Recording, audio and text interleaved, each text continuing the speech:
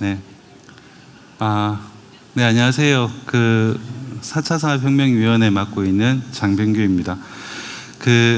우선, 아마 트랜슬레이션 되고 있을 것 같은데, 우선 사전 고지 좀 먼저 드리겠습니다. 저희 세션이 1시 10분부터 시작해서 2시 40분까지 패널 토론까지 예정이 되어 있었는데, 두 가지 변화가 있는데요. 하나가 이제 캐롤라인 말콤이 비행기 티켓을 좀 놓쳐서 그래서 함께 하지 못한다는 거 하나, 그리고 저희가 좀 늦게 시작했는데 여러 이유로 2시 40분에 좀 온타임으로 저희 세션은 끝내도록 하겠습니다.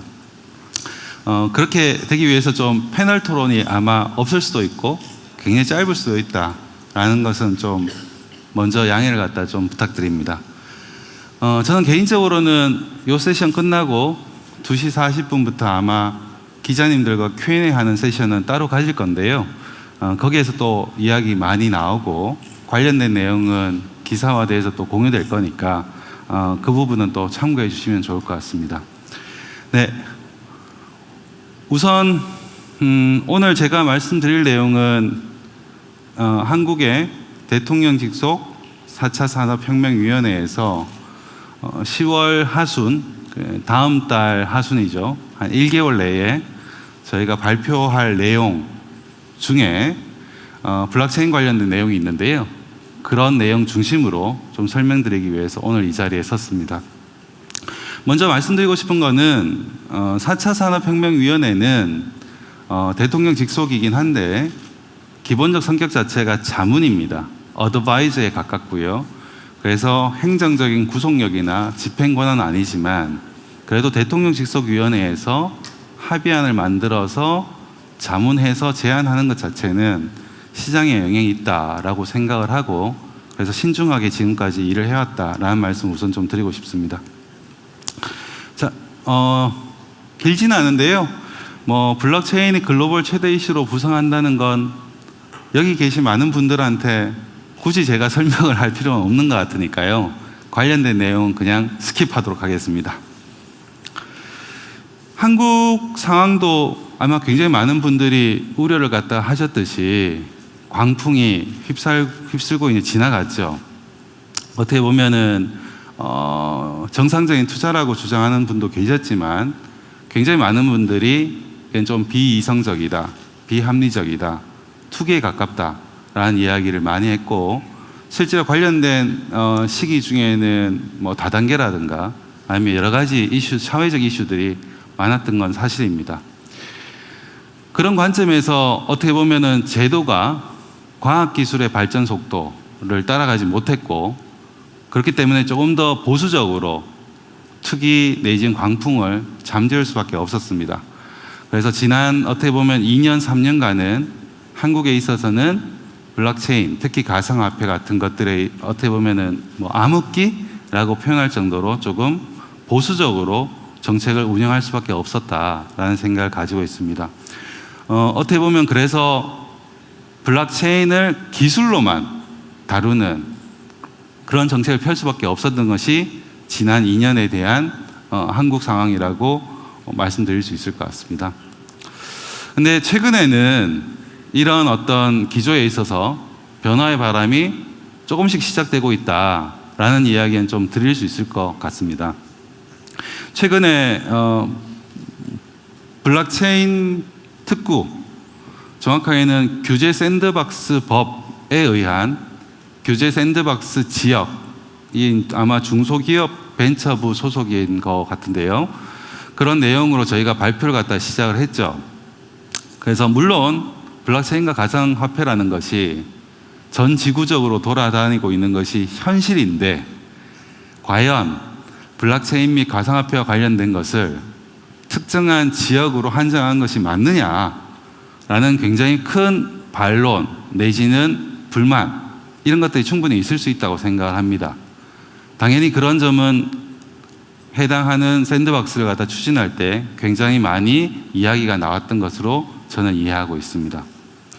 근데 이런 부분을 어떻게 좀 이해해 주시면 좋겠냐 하면, 근본적으로 현 정부 내지는 현 정부의 주요한 의사결정하는 분들이 블록체인을 기술뿐만 아니라 그것을 가상화폐라고 부르든 아니면 가상자산이라고 부르든 아니면 암호자산이라고 부르든 무엇이라고 부르든지 간에 그런 것들에 대해서 고민하고 시행착오를 겪고 앞으로 전진해야 되겠다라는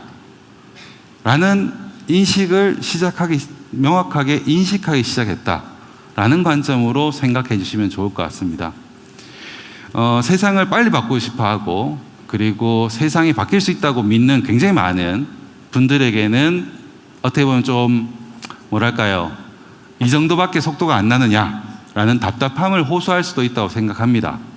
그런데 내부적으로 명쾌하게 인식의 전환이 일어나고 있다라는 어떤 사인의 일정으로 부산의 블록체인 특구를 바라봐 주시면 좋을 것 같습니다. 아마 관련된 얘기는 조금 있다가 부산의 경제부시장님께서 이야기를 갖다가 추가적으로 조금 더 해주실 수도 있을 것 같은데요. 관련된 내용은 언론이나 아니면 관계 부처의 자료에서도 충분히 저희가 공개하고 있기 때문에 해당 내용을 참고해 주시면 좋을 것 같습니다. 오늘 제가 요 장표 그리고 다음 슬라이드 두 개에서 이야기를 갖다가 드리고 싶은 내용은 4차 위에서 진행하고 있는 것들에 대한 이야기입니다. 사실 오늘 제가 이 컨퍼런스 포맷을 명확하게 인지 못해서 한국어로만 지금 다 가져왔는데 아마 굉장히 많은 분들이 또 영어로만 할 수 있는 분들 계실 건데요. 관련된 분들이 아마 또 영어로도 좀 써주실 수 있지 않을까라는 생각이 들긴 합니다.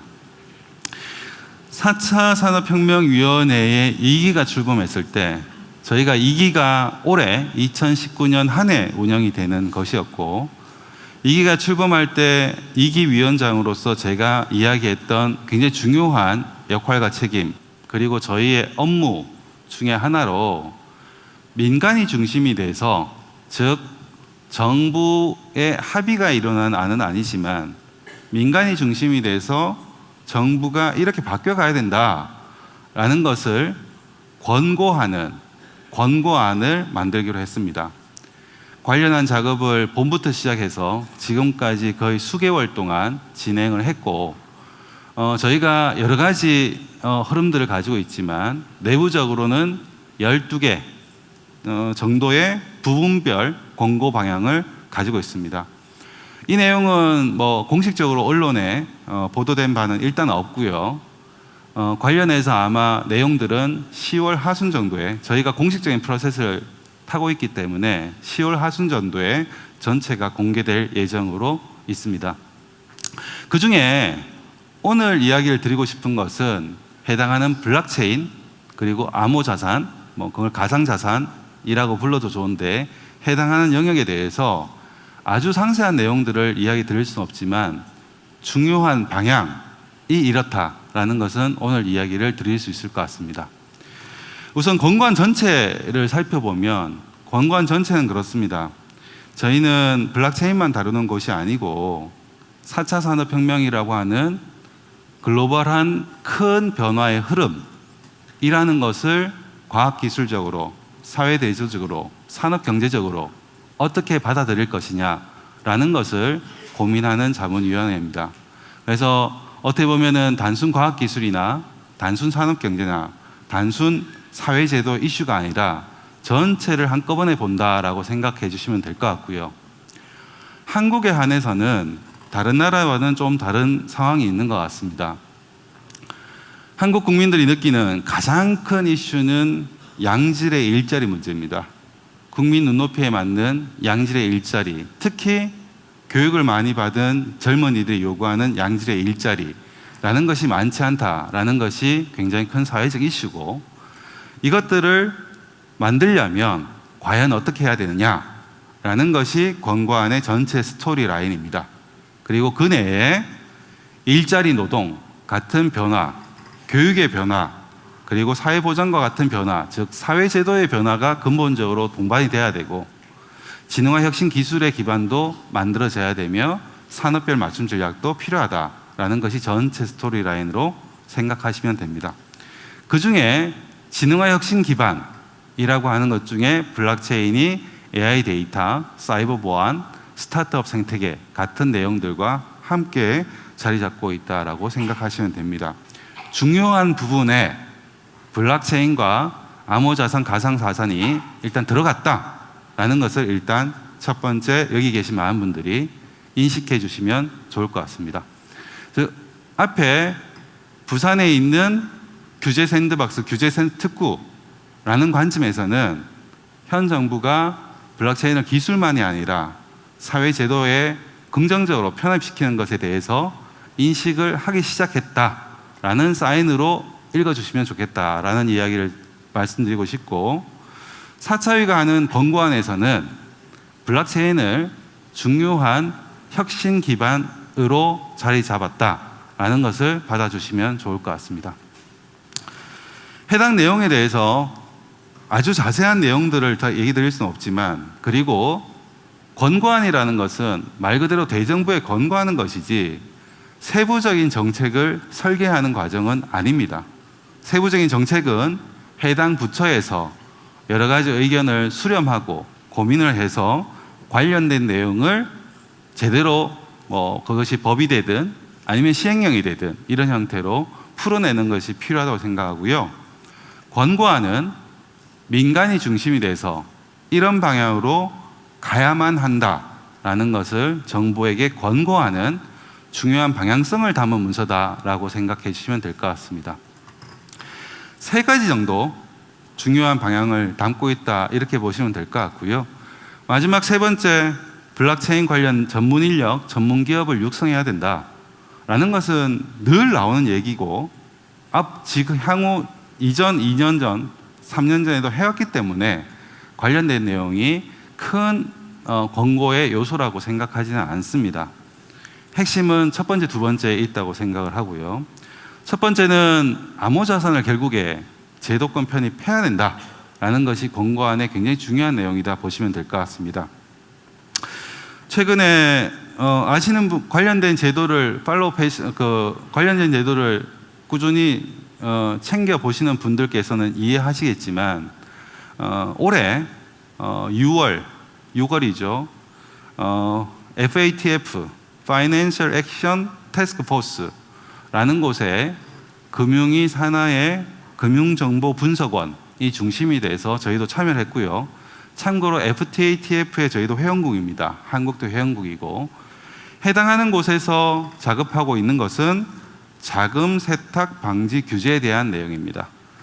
즉, 지금 개정된 법안이 한국 국회에도 올라가 있는데, 개정된 법안이 통과가 되고 자금 세탁 방지 규제와 관련된 것들이 한국 내에 자리 잡는다면, 그렇다면 투기와 같은 문제들도 어느 정도 관리 가능한 범위 내에서 일어날 수가 있을 것이고, 그렇다고 한다면 암호자산을 제도화하는 것도 충분히 가능한 일이라고 생각을 합니다. 그렇기 때문에 자금 세탁 방지와 관련된 어떤 행위들과 그리고 암호자산 제도화하는 것을 같이 고민해서 제도권 내에 편입하는 것이 중요한 권고 방향 중에 하나라고 생각하시면 될 것 같습니다.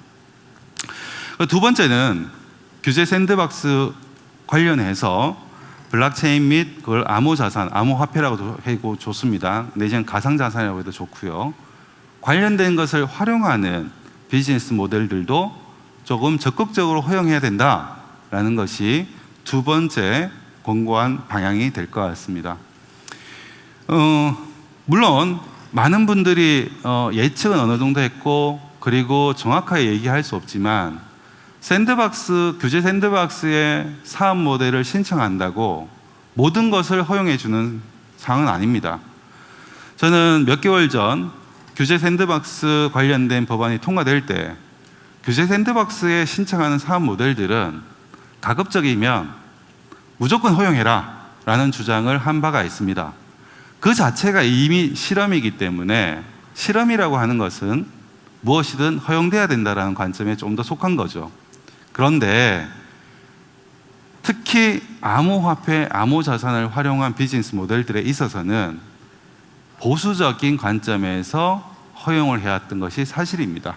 그래서 관련해서 규제 샌드박스 내에 오는 것들은 가급적이면 암호화폐, 암호자산을 다루는 한이 있더라도 허용해서 실제 그것들이 시행될 수 있도록, 즉 실험을 할 수 있도록 하면 좋겠다라는 것을 권고한 방향 2번으로 삼고 있습니다.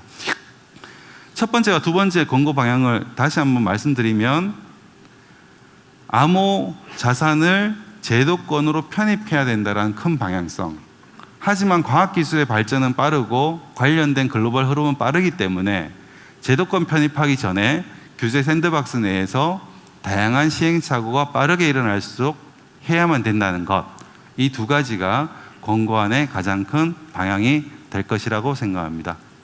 관련한 Q&A 같은 건 아마 기자간담회에서 제가 또 진행할 수 있을 것 같고요. 15분 제가 넘게 지금 쓰고 있는데 여기까지 내용을 발표를 갖다 드리겠습니다. 정리를 하면 첫 번째, 블록체인뿐만 아니라 가상화폐, 암호자산도 제도화해야 된다라는 공감대가 점점 형성되어 가고 있다. 그리고 그 부분에 있어서 부산이 규제 샌드박스 특구로 어떻게 보면 허용된 것 자체가 그런 사인을 보여주는 것이다. 그리고 4차 위에서 대정부에 권고하는 권고 방향으로 두 가지 정도를 갖다 크게 가지고 있는데, 암호자산의 제도권 편입, 그리고 그전에라도 관련된 비즈니스 모델을 규제 샌드박스에서 적극적으로 허용하면 좋겠다라는 정도를 담고 있다라는 것을 오늘 말씀드리면서 4차위가 생각하는 블록체인 및 암호자산 관련된 정책 방향 권고에 대해서 말씀드렸습니다. 감사합니다.